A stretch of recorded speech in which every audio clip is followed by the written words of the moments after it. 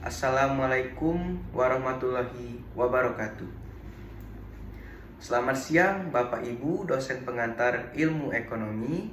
Perkenalkan, nama saya Alif Naufal Askarillah, kelas genap dengan NIM 02011282530100. Hari ini saya akan membuat tugas video, tugas UTS yang membahas materi yang sudah dipelajari selama 2 bulan pembelajaran ini. Puji syukur saya panjatkan kehadirat Tuhan Yang Maha Esa, karena atas rahmat dan karunia-Nya video ini yang berjudul Ruang Lingkup Ilmu Ekonomi Mikro dan Makro serta masalah pokok ekonomi dan pembahasan tentang permintaan dan penawaran dapat diselesaikan tepat pada waktunya. Video ini dibuat sebagai salah satu tugas pada mata kuliah pengantar ilmu ekonomi. Saya menyadari bahwa masih terdapat banyak kekurangan dalam pembuatan video ini. Oleh karena itu, saya mengharapkan kritik dan saran yang bersifat membangun agar kedepannya saya bisa lebih baik dalam membuat tugas video. Terima kasih Bapak Ibu. Lanjut ke materinya. Baik, yang materi pertama, ilmu ekonomi adalah ilmu yang mempelajari bagaimana manusia memenuhi kebutuhan hidupnya yang tidak terbatas dengan sumber daya yang terbatas. Dengan kata lain, ekonomi berfokus pada bagaimana seseorang, masyarakat, dan negara mengambil keputusan dalam memanfaatkan sumber daya alam, tenaga kerja, modal, dan kewirausahaan agar dapat mencapai kemakmuran. Beberapa pengertian menurut para ahli. Yang pertama ada Adam Smith. Ilmu ekonomi adalah ilmu yang mempelajari kekayaan bangsa, terutama mengenai cara manusia memproduksi dan mendistribusikan barang untuk memenuhi kebutuhan. Yang kedua, Lionel Robbins. Ilmu ekonomi adalah ilmu yang mempelajari perilaku manusia dalam hubungannya dengan tujuan dan sarana, langkah, serta memiliki kegunaan alternatif.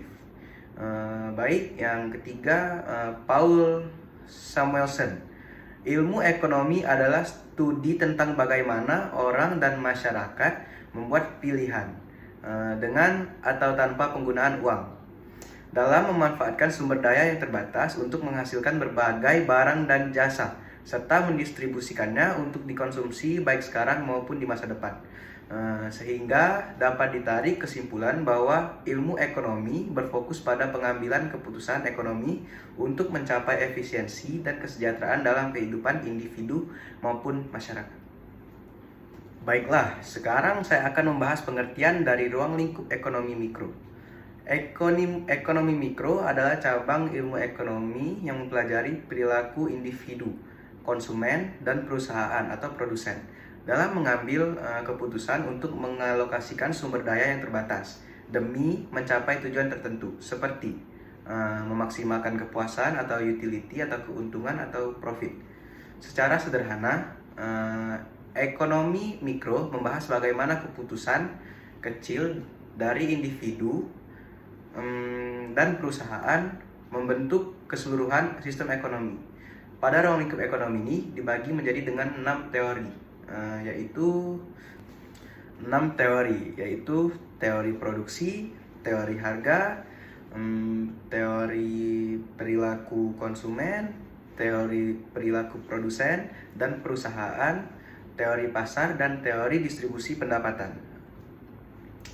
Teori produksi membahas cara produsen menggunakan faktor-faktor produksi seperti tanah, tenaga kerja, modal, dan kewirausahaan untuk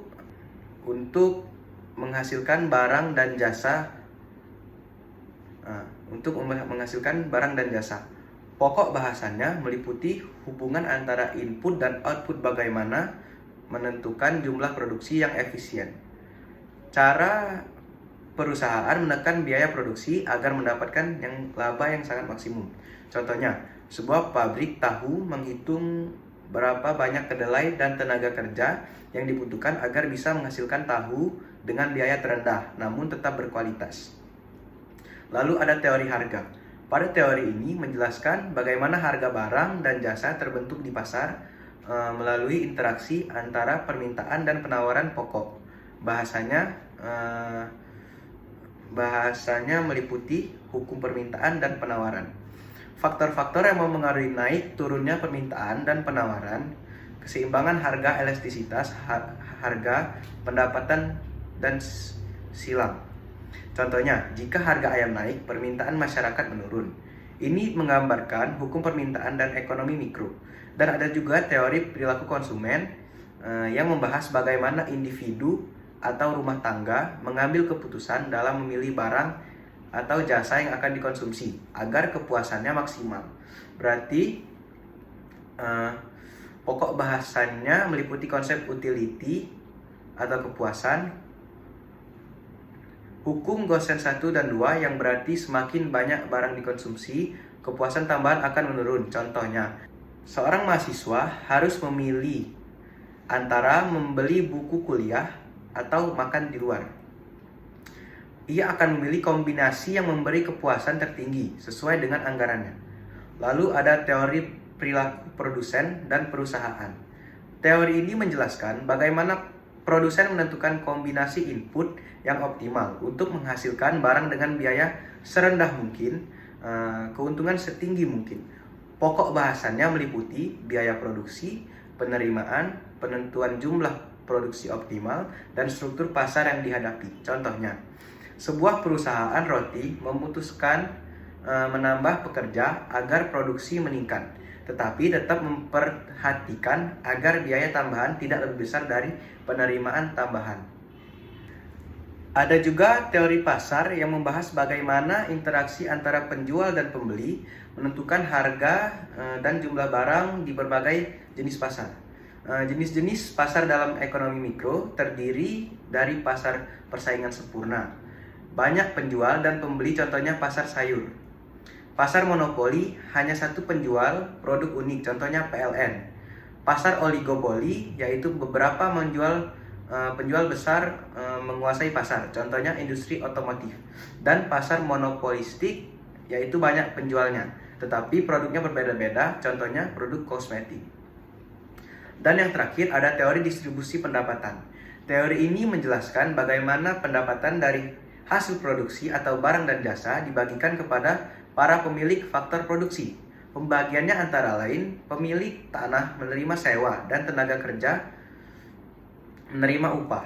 Contohnya dalam sebuah usaha tani, petani mendapat upah, pemilik lahan menerima sewa, dan pemilik modal mendapatkan bunga dari modal yang ditanamkan. Sekarang kita masuk ke materi pengertian ekonomi makro. Ekonomi makro adalah cabang ilmu ekonomi yang mempelajari kegiatan ekonomi secara keseluruhan atau nasional bahkan global. Fokusnya pada variabel-variabel besar seperti pendapatan nasional, inflasi, pengangguran, dan pertumbuhan ekonomi.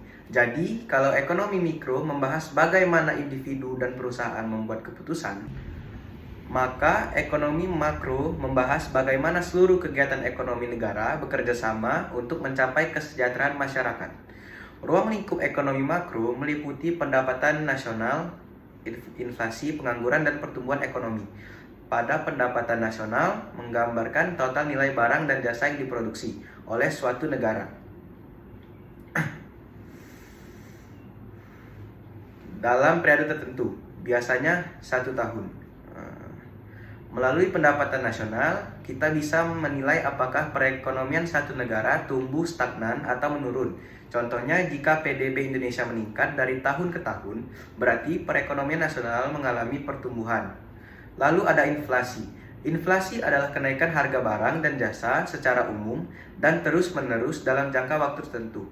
Ekonomi makro mempelajari penyebab, dampak, dan cara mengendalikan inflasi agar stabilitas ekonomi tetap terjaga.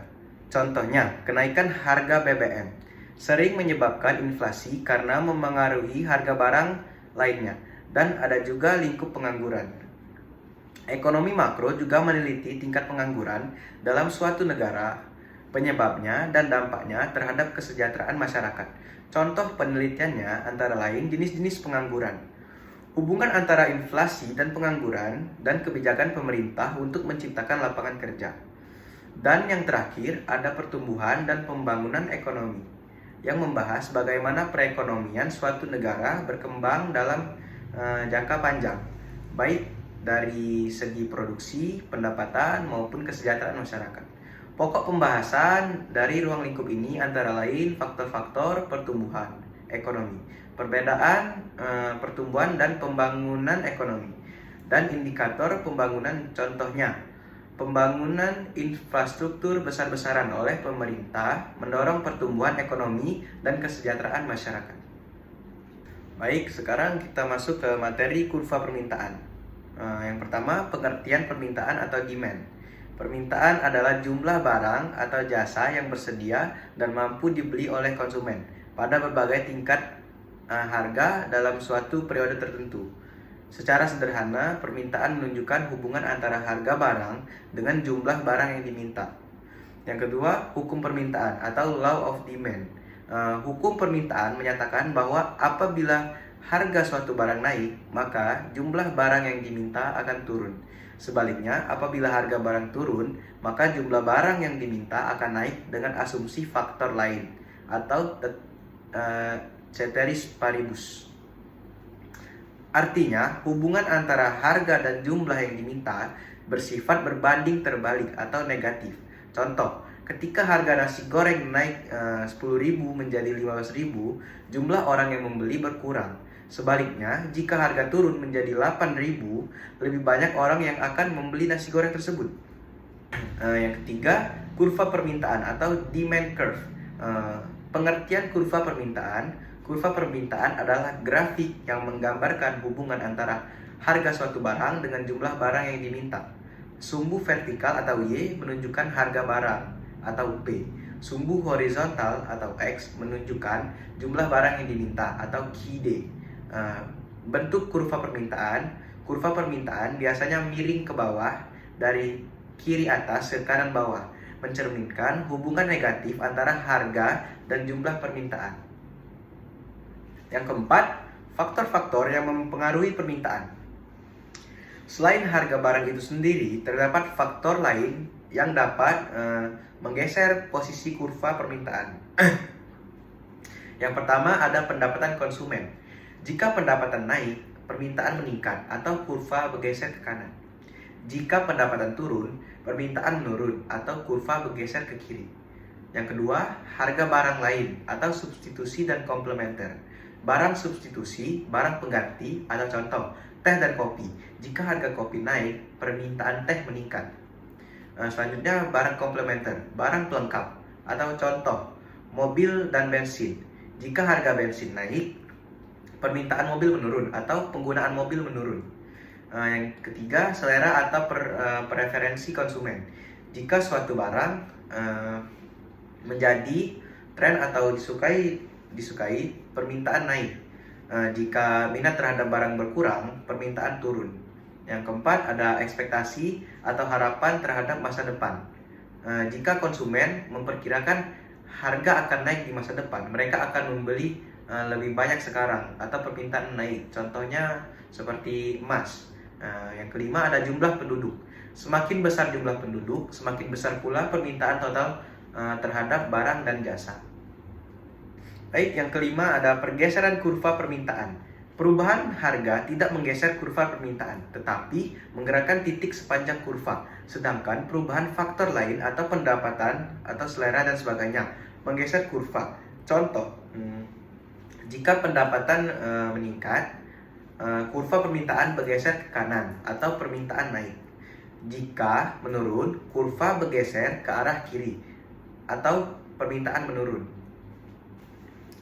Baik, untuk kesimpulan dari materi kurva permintaan merupakan alat penting untuk memahami perilaku konsumen dalam ekonomi. Ia menunjukkan bagaimana perubahan harga memengaruhi jumlah barang yang diminta, serta bagaimana faktor-faktor lain seperti pendapatan, selera, dan harga barang lain dapat menggeser permintaan secara keseluruhan. Pemahaman konsep ini menjadi dasar untuk analisis pasar, kebijakan harga, dan pengambilan keputusan ekonomi. Baik, Bapak Ibu, sekian penjelasan dari saya tentang beberapa materi ekonomi yang telah kita pelajari. Semoga video ini dapat diterima oleh Bapak Ibu sekalian untuk tugas UTS saya. Terima kasih Bapak Ibu telah berkenan untuk menonton video tugas saya. Wassalamualaikum warahmatullahi wabarakatuh.